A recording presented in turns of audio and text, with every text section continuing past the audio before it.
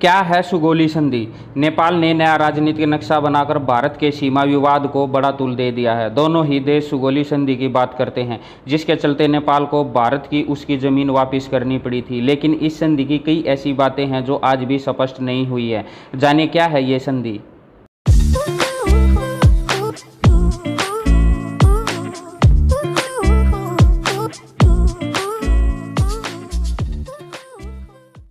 सुगोली संधि east India company और नेपाल के राजा के बीच हुई एक संधि है, जिसे 1814 से 16 के दौरान ब्रिटेन और नेपाल के बीच हुए युद्ध के बाद हरकत में लाया गया था। इस पर 2 दिसंबर 1815 को हस्ताक्षर किए। 4 मार्च 1816 को इस पर मोहर लग गई। नेपाल की ओर से इस पर राजगुरु गजराज मिश्र और कंपनी की ओर से लेफ्टिनेंट कर्नल पेरिस ब्रेडसा ने हस्ताक्षर किए। इस संधि के अनुसार नेपाल के कुछ हिस्सों को ब्रिटिश भारत में शामिल करने, काठमांडू में एक ब्रिटिश प्रतिनिधि की नियुक्ति और ब्रिटेन की सैन्य सेवा में गोरखाओं को भर्ती करने की अनुमति दी गई।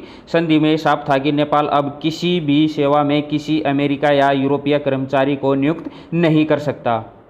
इस संधि में नेपाल ने अपने नियंत्रण वाले भूभाग का लगभग 1/3 हिस्सा गंवा दिया, जिसे नेपाल के राजा द्वारा कई इलाके थे, जिसमें सिक्किम, कुमाऊं और गढ़वाल, राजशाही और तिराई के बहुत से क्षेत्र शामिल थे। बाद में तिराई भूमि का कुछ हिस्सा 1816 में नेपाल को लौटा दिया गया। उसके बाद 1860 में तिराई भूमि का एक और बड़ा हिस्सा नेपाल को 1857 के भारतीय विद्रोह को दबाने में ब्रिटेन की मदद करने के बदले लौटा दिया गया। 1950 में नई संधि पर हस्ताक्षर हुए। दिसंबर 1923 में सुगोली संधि को शांति और मैत्री की संधि में बदल दिया गया। जब भारत आज़ाद हुआ तो 1950 में भारत और नेपाल के राणा शाही परिवार ने नई संधि पर हस्ताक्षर किए। मिथिला का एक हिस्सा नेपाल में चला गया। 1805 में नेपाल ने भारतीय रियासतों के कई इलाके हड़प कर विस्तार किया, जिसे नेपाल की पश्चिमी सीमा कांगड़ा के निकट सतलुज नदी तक पहुंच गई थी। सुगोली संधि से भारत को अपने ये इलाके वापस मिल गए। इस संधि के चलते मिथिला क्षेत्र का एक हिस्सा भारत से अलग होकर नेपाल के पास चला गया, जिसे नेपाल ने पूर्वी तराई और मिथिला कहा जाता है। इस संधि के तहत जो इलाके अब भारत में है वो उसके पास आ गए, जिस पर नेपाल अपना दावा जता रहा है। क्या थी सुगोली संधि की शर्तें? ईस्ट इंडिया कंपनी और नेपाल के राजा के बीच हमेशा शांति और मित्रता रहेगी। नंबर 2, नेपाल के राजा उस सारी भूमि के दावों को छोड़ देंगे जो युद्ध से पहले दोनों राष्ट्रों के मध्य विवाद का विषय थे। उन भूमियों की संप्रभुता पर कंपनी के अधिकार को स्वीकार करेंगे। नंबर 3, नेपाल के राजा निम्न प्रदेशों को ईस्ट इंडिया कंपनी को दे देंगे। अगर इस संधि के अनुसार देखें तो साफ लगता है कि नेपाल अब जिन इलाकों को विवाद का विषय बना रहा है वो कभी उनके थे ही नहीं, वो पहले भारत के ही थे, जिस पर नेपाल के राजा ने जब हड़पा तो विवाद पैदा हो गया। उसी के चलते युद्ध हुआ और इसमें नेपाल के राजा को हार का मुंह देखना पड़ा। सुगोली संधि में ये तय हुआ। संधि के अनुसार भारत को सौंपे जाने वाले प्रदेश थे।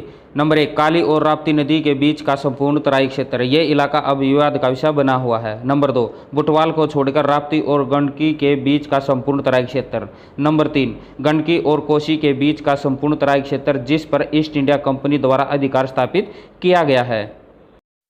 नंबर 4, मेची और तीस्ता नदी के बीच का संपूर्ण तराई क्षेत्र। नंबर 5, मेची नदी के पूर्व के भीतर प्रदेशों का संपूर्ण पहाड़ी क्षेत्र, साथ ही पूर्वोत्तर क्षेत्र गोरखा सैनिकों द्वारा इस तिथि से 40 दिनों के भीतर खाली किया जाएगा। नंबर 6, नेपाल के उन वर्गों और प्रमुखों 3 जिनके हित पूर्वगामी अनुच्छेद के अनुसार उक्त भूमि हस्ताक्षर द्वारा प्रभावित होते हैं कि इस क्षतिपूर्ति के लिए ईस्ट इंडिया कंपनी 2 लाख रुपये की कुल राशि पेंशन प्रतिवर्ष के रूप में देने को तैयार है, जिसका निर्णय नेपाल के राजा द्वारा लिया जा सकता है।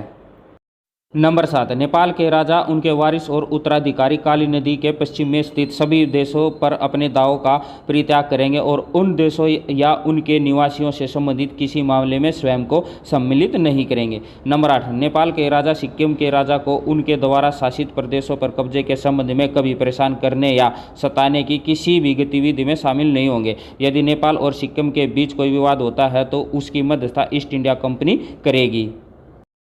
सुगोली संधि के बाद क्या हुआ? दिसंबर 1816 में नेपाल को मोची नदी के पूर्व और महाकाली नदी के पश्चिम के बीच का तराई क्षेत्र वापस लौटा दिया गया। एक भूमि सर्वेक्षण के द्वारा दोनों राष्ट्रों के बीच की सीमा को तय करने का प्रस्ताव स्वीकार किया गया। इसको लेकर दोनों देशों के बीच आज़ादी के बाद से ही स्पष्टता नहीं बन सकी है। इन इलाकों पर भारत का कब्जा बना हुआ है। सुगोली संधि पर क्यों जारी है सीमा विवाद। इस संधि में राष्ट्रीय परिसीमन को स्पष्ट नहीं किया गया है, जिसके चलते आज भी इस पर विवाद होता रहता है। नेपाल और भारत दोनों कुछ इलाकों पर अपना हक जताते हैं। नंबर 1, संधि यह बताने में विफल रही कि कुछ स्थानों पर एक स्पष्ट वास्तविक सीमा रेखा कहां से गुजरेगी। विवादित स्थानों का क्षेत्रफल लगभग 60,000 हेक्टेयर है। नंबर 2, नेपाल भारत की सीमा रेखा के 54 स्थानों पर अतिक्रमण और विवादों के आरोप हैं।